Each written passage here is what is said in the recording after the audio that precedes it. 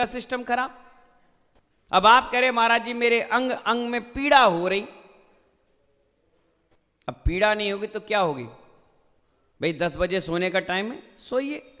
6 बजे उठने का टाइम है, उठिए। हमारे यहाँ कहा गया सूर्य की किरणें तुम्हारे घर के द्वार पर आए उससे पहले आप अपनी बिस्तर को छोड़कर बैठ जाएं।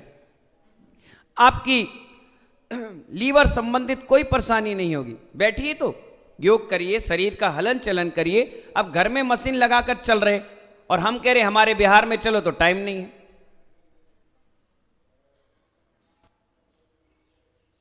हम कह रहे भैया घर का वास्तु सही रहेगा, मुनियों का आहार कराते रहो।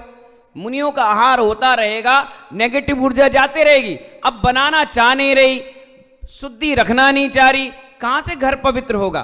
कैसे घर में पॉजिटिव ऊर्जा आएगी? ये सारी चीजें हमारी पुरानी चलती आई, जिसके घर में आहार होते रहते हैं उस घर की खुशहाली देखो ना। बीमारियां नहीं लगेंगी, आदि व्याधि नहीं लगेगी, लेकिन हम करते ही नहीं है। सब चीज शॉर्ट कर में चाहिए। अभी समोसन लग गया और हमने क्या सोचा, 50,000 में समोसन ले लिया। 50,000 में ले लोगे? उसकी मिट्टी भी नहीं आएगी। हम सोचे 2 लाख में हम चक्रवर्ती बन गए, हम 1 लाख में सौदरमिंद बन गए, हम 50,000 में कुबेर बन गए।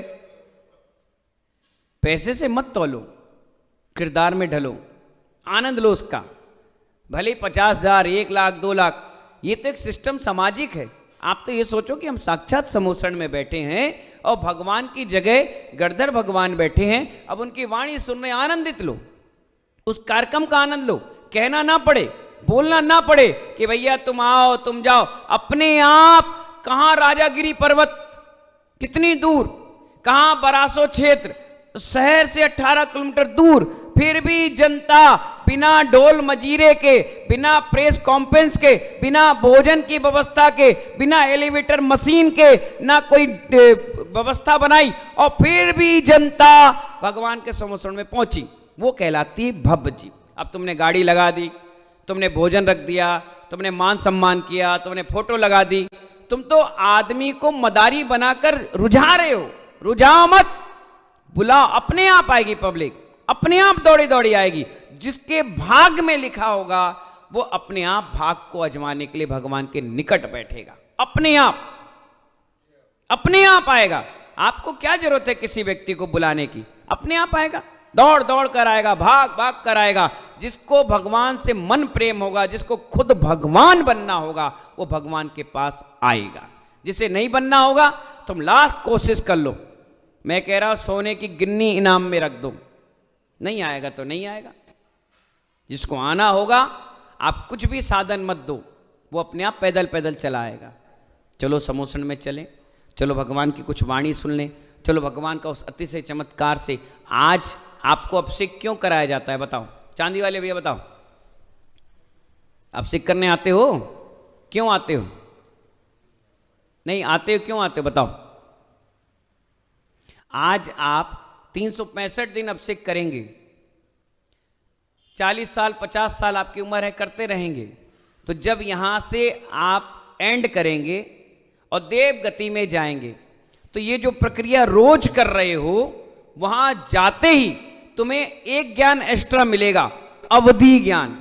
उस अवधि ज्ञान से वहां का इंद्र देखता है कि मैं कौन था, मैं क्या करता था, मेरा बैक क्या था, भूतकाल क्या था। जैसे ही वो देखेगा, ये शांतिनाथ भगवान की मूर्ति दिखेगी, इनका अभिषेक दिखेगा, ये समोसन दिखेगा, ये मुनिराज दिखेंगे, ये पिछी कमंडल दिखेगा, तुम्हारे अंदर तुरंत धार्मिक भावना आ जाएगी कि मैं एक सच्चा श्रावक था और वहां अभिषेक करता था। चलो मेरी देविकाओं, आज भगवान का जन्म कल्याण के अपन वहां चलें। ये भावना बनेगी। और आज तुम क्या कर रहे हो? मोबाइल चला रहे हो, तो वहां क्या मिलेगा? वहां मोबाइल तो मिलेगा नहीं, वहां कुछ नहीं मिलेगा। तुम्हें 32 अप्सराएं मिलेंगी सुबोध जी। क्या मिलेगा?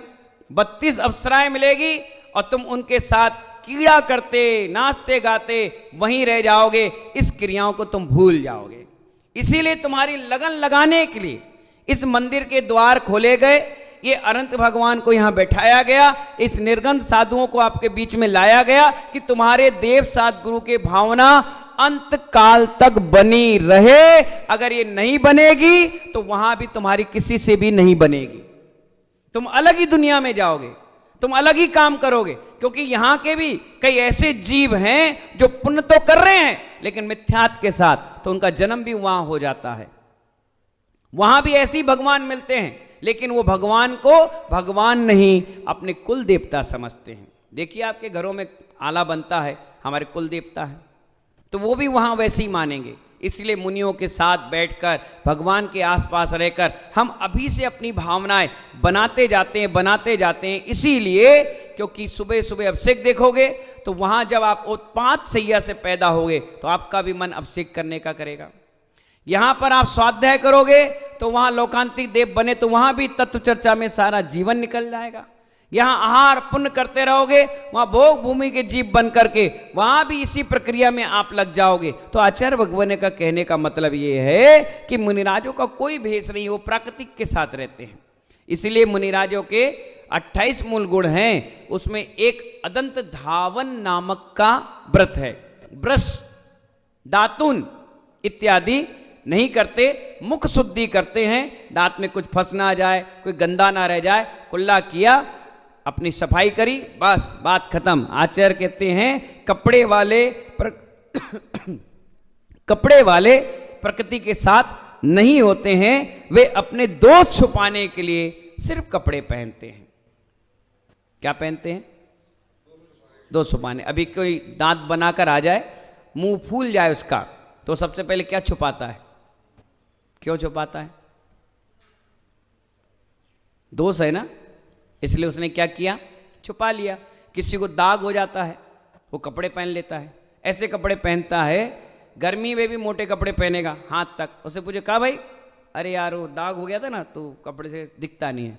एक लड़का था, काम करता था, उसके शरीर में दाग थे, वो कॉलर तक के बटन लगाता था। मैंने कहा क्यों लगाते हो? है क्या होता है? खोले इसको। मैंने खोला तो पूरा दाग था। मैंने अच्छा दाग है? बोले हाँ दाग है, इसलिए हम कॉलर तक लगाते हैं। मतलब कपड़े दोषों को छुपाने के लिए। यहाँ कोई दोष है ही नहीं, देख लो आपके सामने readymade fit and fine. Angle नाप लो, इंच बाई इंच नाप लो, कहीं से एंगल कोई छोटा बड़ा नहीं है। 20 साल पहले भी ऐसे ही थे, 20 साल बाद भी ऐसे ही मिलेंगे, 20 मिनट बाद भी ऐसे ही मिलेंगे, कोई एंगल में चेंज नहीं। आचार्य कहते हैं कपड़े पहने ही जाते हैं दोषों को छुपाने के लिए, अन्यथा वह अपनी कसाय वासनाओं को कहां छुपाएंगे। कितना विश्वास है इस दिगंबर भेष पर, इसीलिए तो सब ओपन है। क्या है? पूरा ओपन है, जो है आपके सामने है। इसीलिए हम सबको भी कल से प्राकृतिक के साथ आनंद और उत्साह के साथ समो शरण महामंडल विधान करना है। क्या करना है?